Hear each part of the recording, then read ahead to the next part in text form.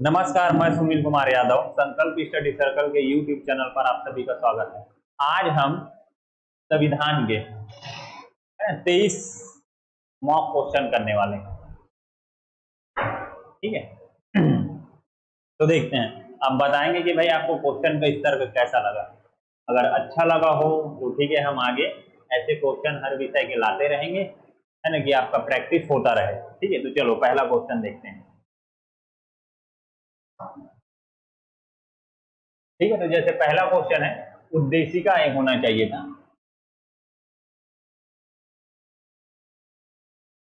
जिसको कहा गया है प्रस्तावना। ठीक है, तो क्वेश्चन है कि उद्देशिका मतलब प्रस्तावना क्या है। संविधान का अंग है, संविधान का अंग नहीं है, संविधान का अंग हो भी सकता है और नहीं भी, उपरोक्त में से कोई नहीं। तो बताइए क्या आंसर हो सकता है। तो इसका आंसर है ये संविधान का अंग है। ठीक है, 1960 में जो बेरूबारी केस होता है उसमें उच्चतम न्यायालय द्वारा कहा जाता है, मतलब उनका डिसीजन आता है कि जो प्रस्तावना है या उद्देशिका है वह संविधान का अंग नहीं है। लेकिन 1973 में जब केशवानंद भारती जो वाद पे डिसीजन आता है, उसमें सुप्रीम कोर्ट में, है ना, उनका डिसीजन आता है कि संविधान मतलब उद्देशिका या प्रस्तावना संविधान का अंग है ना। लेकिन इनके आधार पर ठीक, लेकिन ये न्याय उचित नहीं है, ध्यान रखेंगे। ठीक है, इसको दूसरे क्वेश्चन पे चलते हैं। निम्नलिखित में से संविधान के अनुच्छेद 12 के अधीन राज्य नहीं है, कह रहा है ना। आपको बताना है कि कौन सा राज्य नहीं है। राज्य लोक सेवा आयोग, सीजीपीएससी अगर हम पाते, नगर पालिका, बिलासपुर विश्वविद्यालय और पंडित रविशंकर विश्वविद्यालय का छात्र। तो क्या हो सकता है आंसर? हाँ, तो हमारा आंसर होगा डी। ठीक है, याद रखेंगे, भारत सरकार, विधानमंडल, है ना, संसद, सरकार जिस संस्था को निर्देश दे सकती है, नियम बना सकती है, नियंत्रण रख सकती है, वो सब राज्य के अंतर्गत आते हैं। ये क्वेश्चन आ भी चुका है पहले क्वेश्चन। ठीक है, याद रखेंगे। जैसे आईसीआईसीआई बैंक नहीं हो सकता, हाई कोर्ट नहीं हो सकता, प्राइवेट जो सेक्टर है ना, वो नहीं हो सकते। लेकिन जितने भी, है ना, सार्वजनिक सेक्टर हैं, ठीक है, सरकार के अधीन है, वे सभी राज्य के अधीन आते हैं। ध्यान रखें। तीसरा क्वेश्चन, निम्नलिखित सिद्धांतों में से कौन संविधान के अनुच्छेद 13 से संबंधित नहीं है, पूछ रहा है। आपको ये ध्यान रखना है कि नहीं है। ठीक, पृथककरण का सिद्धांत है, पूछा भी है। ठीक है, अधित्याग का सिद्धांत है, आच्छादन का भी सिद्धांत है, लेकिन तत्व और तार का सिद्धांत नहीं है। तो ये ऑप्शन हमारा सही होगा। ठीक है, अनुच्छेद 13 में इसका उल्लेख नहीं है। ये विधानमंडल द्वारा बनाए गए कानून के अंतर्गत आता है, ध्यान रखेंगे। चौथा क्वेश्चन, निम्नलिखित में से किस अनुच्छेद में न्यायिक पुनर्विलोकन, ठीक है, की शक्ति निहित है? कौन कौन से अनुच्छेद है? ध्यान रखेंगे, न्यायिक पुनर्विलोकन की शक्ति जो है संयुक्त राज्य अमेरिका से अपनाया गया है। ठीक है, भारतीय संविधान में। ठीक, तो कौन हो सकते हैं? अनुच्छेद 13 है, 32 भी है और 226 भी है। तो ये हो जाएगा उपरोक्त सभी। निम्नलिखित में से कौन विधि का शासन का आधार स्तंभ है, पूछ रहा है ना आपको। ठीक है, तो विधि की सर्वोच्चता है, विधि के समक्ष समता भी है, विधिक भावना अभिभाविता भी है। तो सही विकल्प चुनिए। तो इसका सही आंसर है 1, 2, 3। ठीक है, चलिए आगे बढ़ते हैं। क्वेश्चन नंबर 6, भारत मतलब संविधान के अनुसार सही क्या है? मतदान का अधिकार एक वैधानिक अधिकार है, सही है, ये कथन सही है। ठीक है, यह न तो मूल अधिकार है और न ही संवैधानिक अधिकार है। तो क्या लगता है आपको, दूसरा कथन भी सही है? तो पहला कथन तो सही है, वैधानिक अधिकार है ना, याद रखेंगे।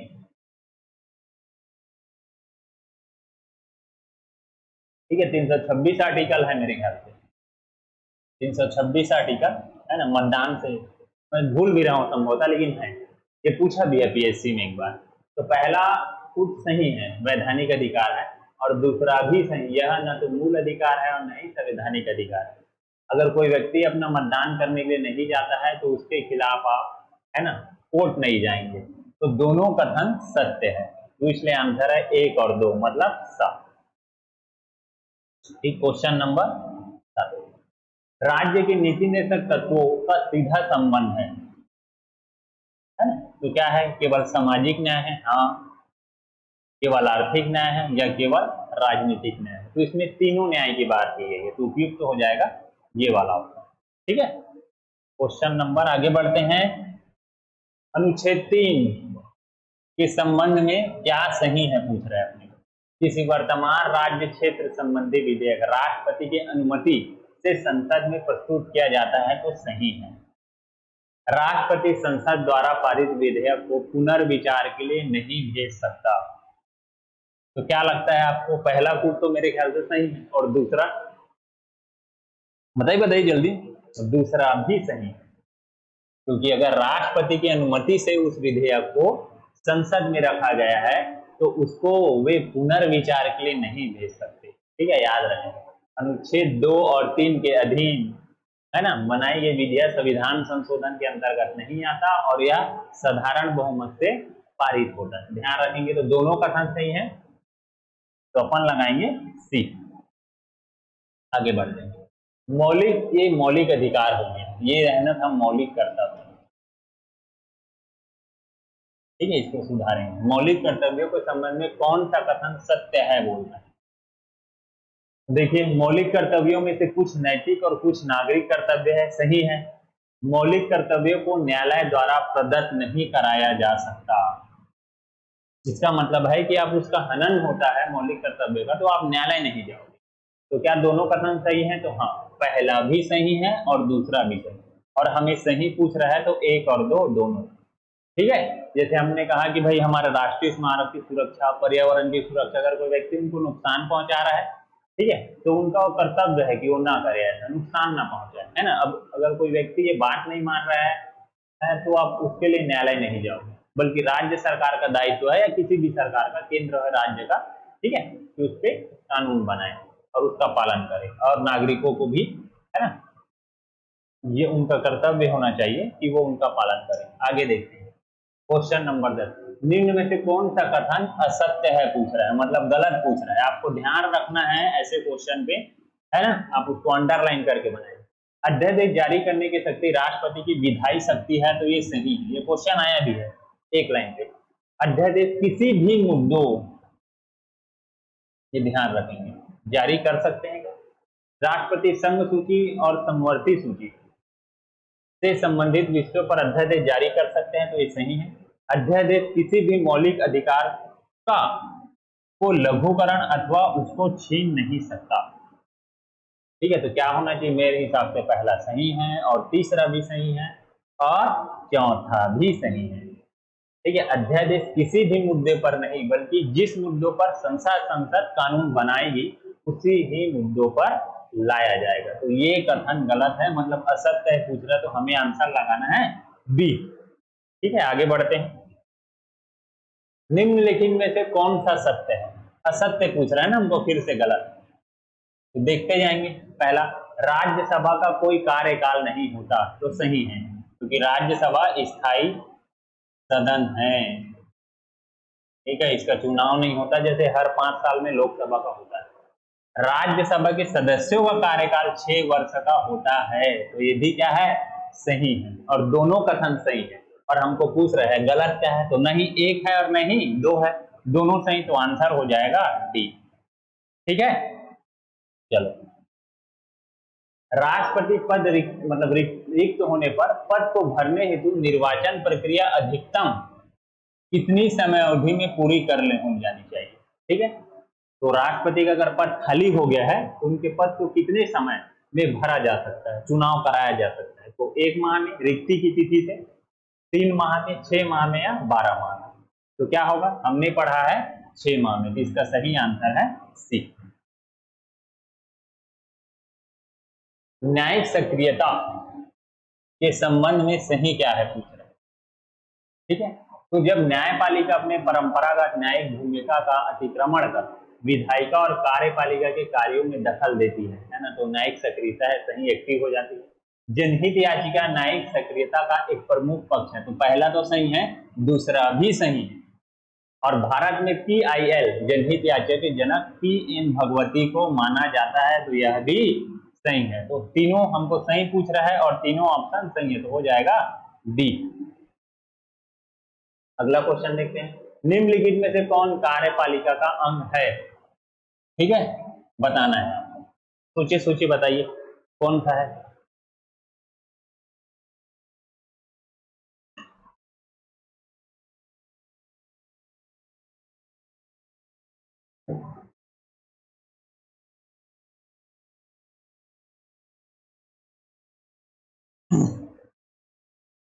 देखिए, राष्ट्रपति, उपराष्ट्रपति, प्रधानमंत्री, सॉरी मंत्रिपरिषद और महान्यायाधीश। तो याद रखेंगे ये सभी के सभी कार्यपालिका के अंग हैं। ठीक है, केंद्रीय कार्यपालिका। तो याद रखेंगे, तो सही ऑप्शन है इनको 3 4 5, ये ऑप्शन सही है। निम्नलिखित कथनों में सही क्या है? अनुच्छेद 161 के द्वारा राज्य के राज्यपाल को क्षमादान करने की शक्ति प्राप्त है। दूसरा, राज्यपाल मृत्यु दंड को निलंबित कर सकते हैं। ठीक, तो ये तो सही है 161 के तहत। ठीक है, राष्ट्रपति को तो मृत्यु दंड देने का भी अधिकार है, निलंबित बढ़ा भी सकते, घटा भी सकते हैं, है ना, उनके अवधि को। क्या राज्यपाल को यह अधिकार है?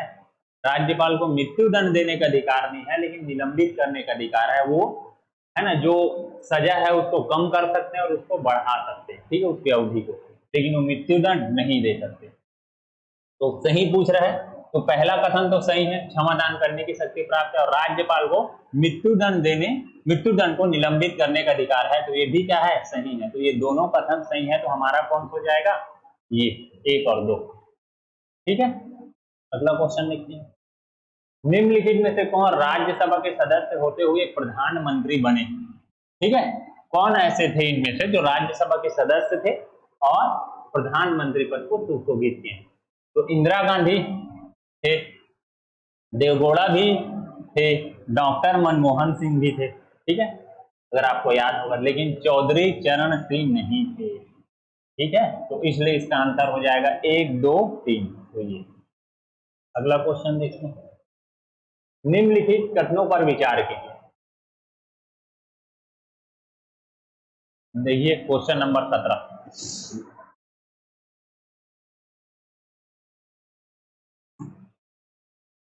ठीक है, निम्नलिखित अनुच्छेद 74 के अनुसार मंत्रिपरिषद सामूहिक रूप से लोकसभा के प्रति उत्तरदायी होती है। तो होती है क्या? नहीं, 74 के नहीं, 75 के अनुसार है। तो ये तो कथन गलत है।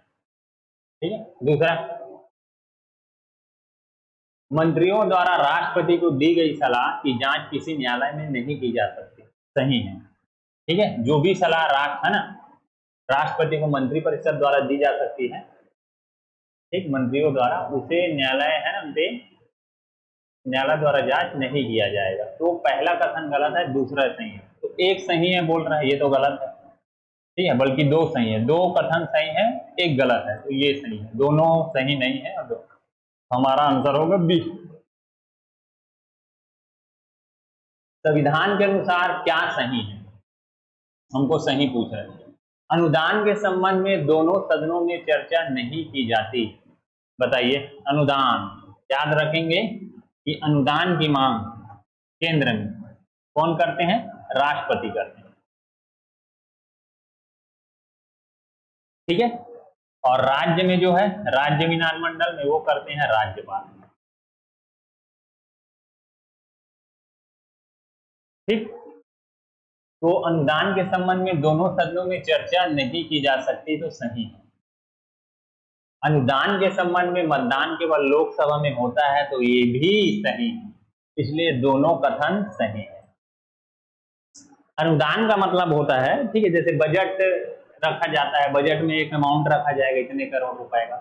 ठीक है, उसके बाद अगर सरकार को और पैसे की आवश्यकता होती है, तो राष्ट्रपति से वो कहते हैं, है ना, या राज्य विधानमंडल में राज्य सरकार राज्यपाल को कहती है और वो अनुदान, ठीक है, देते हैं।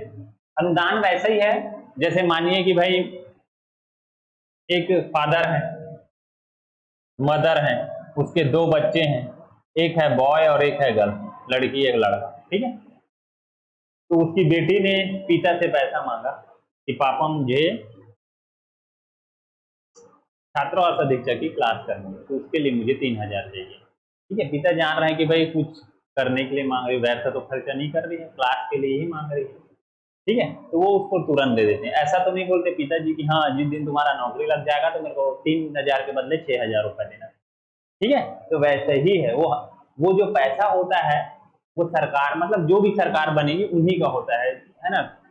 ठीक है, राज्य या देश के लोगों में जो भी अच्छी योजना लाने के लिए। ठीक, तो इस तरह का अनुदान, तो अनुदान के संबंध में चर्चा नहीं होगी, याद रखिए, लेकिन मतदान हमेशा केवल लोकसभा में होगी।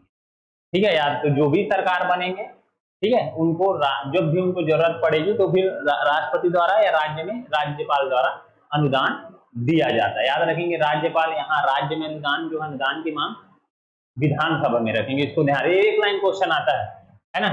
राष्ट्रपति मतलब अनुदान की मांग सेंट्रल में कौन रखेगा, तो राष्ट्रपति, और कहाँ, लोकसभा में, और राज्य विधानमंडल में राज्यपाल। ठीक है, विधानसभा में। ठीक है, याद रखेंगे, तो ये हो जाएगा। अगला, निम्नलिखित में से कौन सा कथन असंगत है। ठीक, महाधिवक्ता मेरे ख्याल से 165 अनुच्छेद, और राज्य के मंत्री राज्यपाल के प्रताप पर्यंत पद धारण करते हैं, तो सही है। महाधिवक्ता और मंत्री की नियुक्ति राज्यपाल करता है, तो ये भी सही है। दोनों को विधानमंडल के दोनों सदनों में बोलने की और उसकी कार्यवाही में भाग लेने की शक्ति होती है, ये भी सही है। दोनों को विधानमंडल के किसी एक सदन में मतदान का अधिकार होता है, तो दोनों को बोल रहे हैं ना, तो ये गलत है। ठीक, याद रखेंगे, महाधिवक्ता जो है वो सरकार का वकील होता है। ठीक है, सरकार के पक्ष में वो जब भी कार्यवाही करेंगे, जब उनके विरुद्ध कुछ केस होगा तो। ठीक है, जैसे अभी अभी जो केस चल रहा था पीएससी पे या अन्य पे, जैसे आरक्षण मुद्दे पे, तो हमारे यहाँ के जो महाधिवक्ता थे वो सरकार की ओर से अपने है उन्होंने पक्ष रखा। ठीक, तो वैसे ही तो वे सदन की कार्यवाही में भाग लेंगे, बोलेंगे। ठीक है, लेकिन वो मतदान नहीं करेंगे क्योंकि वो सदन के सदस्य नहीं होते, वैसे केंद्र में होता है। ठीक है, जब महान्यायवादी होता है। और मंत्री जो है, अगर दो सदन है, विधान परिषद और विधानमंडल, तो दोनों में से किसी एक सदन का सदस्य रहेंगे वो, है ना। तो जिस सदन का सदस्य होते हैं वो उसी सदन में जाके मतदान करेंगे। ठीक है, जैसे जो मंत्री होते हैं, अगर मानिए कि कोई राज्यसभा के हैं, जैसे हम मनमोहन सिंह को ले लेते हैं, ठीक है, तो वो लोकसभा में भी क्या करेंगे, कार्यवाही में भाग लेंगे, भाषण देंगे। ठीक है, लेकिन मतदान वो जहां के सदस्य होंगे वहीं वो करेंगे, तो इसको याद रखना है। तो यहाँ पे अपना आंसर डी गलत होगा। लोकसभा के नवनिर्वाचित सदस्यों को शपथ कौन दिलाता है, तो कौन दिलाएगा भाई, लोकसभा अध्यक्ष, लोकसभा उपाध्यक्ष, राष्ट्रपति या अस्थायी, तो ये आंसर आएगा अस्थायी। इसको प्रोटेम स्पीकर बोलते हैं। ठीक है, इसको ध्यान रखेंगे, इंग्लिश में और हिंदी में अस्थायी। ठीक है, इसको शपथ राष्ट्रपति दिलाएंगे, फिर ये सभी नवनिर्वाचित जो सांसद हैं, है ना, उनको वो शपथ दिलाएंगे, याद रखेंगे। और जैसे वो शपथ दिलाते हैं और उसके बाद लोकसभा अध्यक्ष का चुनाव होता है और स्वतः ही उनका पद समाप्त हो जाता है। इनका कार्य ही है कि जो भी नवगठित है ना, नवनिर्वाचित सदस्य लोकसभा में, है ना, जीत कर आए हैं जितने लोग, उनको शपथ दिलाना। ठीक है, ये फ्रांस, जब आप हम संवैधानिक विकास पढ़ते हैं और संविधान सभा का गठन होता है, ठीक है, तो एक व्यक्ति को, ठीक है, सबसे जो बुजुर्ग व्यक्ति है उनको, याद आया, हाँ, संविधान सभा के अस्थायी अध्यक्ष बनाते हैं सच्चिदानंद सिन्हा। उसके बाद फिर अगला बनाएंगे स्थायी से राजेंद्र प्रसाद। चलो आगे बढ़ते हैं। किसी सदन की अध्यक्षता अध्यक्ष उसका ही सदस्य नहीं होता है, तो दो सदन है, एक है लोकसभा और एक है राज्यसभा।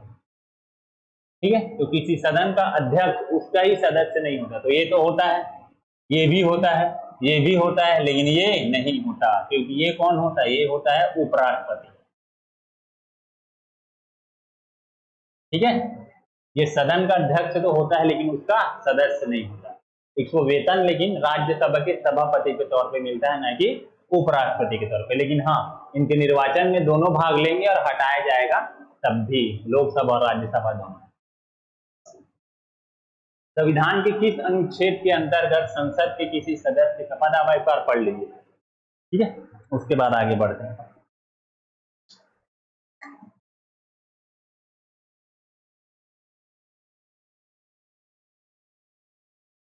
तो पढ़ लिया है ना।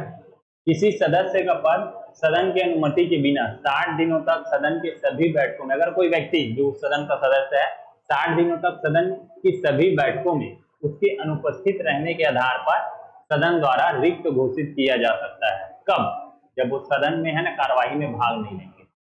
ये क्वेश्चन आया भी था, तो इसका आंसर है ब 101(4). ठीक है, इसको याद रखेंगे। अगला क्वेश्चन और लास्ट क्वेश्चन, संविधान के अनुच्छेद 103 के अनुसार राष्ट्रपति संसद के किसी सदस्य की अयोग्यता का निर्धारण करने से पूर्व, है अगर कोई अयोग्य है जो राज्य मतलब केंद्रीय निर्वाचन आयोग द्वारा जो योग्यता रखा गया है ना, जो हम पढ़ते हैं, और उसके किसी भी योग्यता है ना अयोग्य सिद्ध हो जाते हैं, तो उसका निर्धारण करने से पूर्व मतलब राष्ट्रपति को उनका निर्धारण करने से पूर्व निर्वाचन आयोग की राय लेना होता है। ठीक, तो इस संबंध में कौन सा कथन सत्य है? पूछ रहे हैं। राष्ट्रपति निर्वाचन आयोग से राय लेने के बाद ही उस व्यक्ति है ना को वहां से अयोग्य करार देंगे। तो जब राज्य निर्वाचन आयोग राष्ट्रपति को सलाह देंगे तो अब ऑप्शन है वह मतलब राष्ट्रपति निर्वाचन आयोग की राय को मानने के लिए बाध्य है, नहीं है। वह निर्वाचन आयोग की राय की चर्चा मंत्रिपरिषद से करता है, वह निर्वाचन आयोग की राय की चर्चा उस सदन से सभापति से करता है। अगर वो लोकसभा का होगा तो लोकसभा पति और राज्यसभा मतलब लोकसभा से होगा तो लोकसभा अध्यक्ष से क्या पूछेंगे, या राज्यसभा के सदस्य होंगे तो राज्यसभा के सभापति, उसी के बारे में वो कह रहे हैं। तो इसका सही आंसर है कि निर्वाचन आयोग की राय मानने के लिए बाध्य है। ठीक है, ये ध्यान रखेंगे। ठीक है, तो हमें कमेंट करके बताएंगे कि क्वेश्चन आपको कैसा था, सरल था, एकदम सरल था, कि थोड़ा स्टार अच्छा था या ज्यादा ही कठिन था। ठीक है, कि हम ऐसा ही क्वेश्चन आपके सामने लाते रहे, बड़े मजेदार। ठीक है।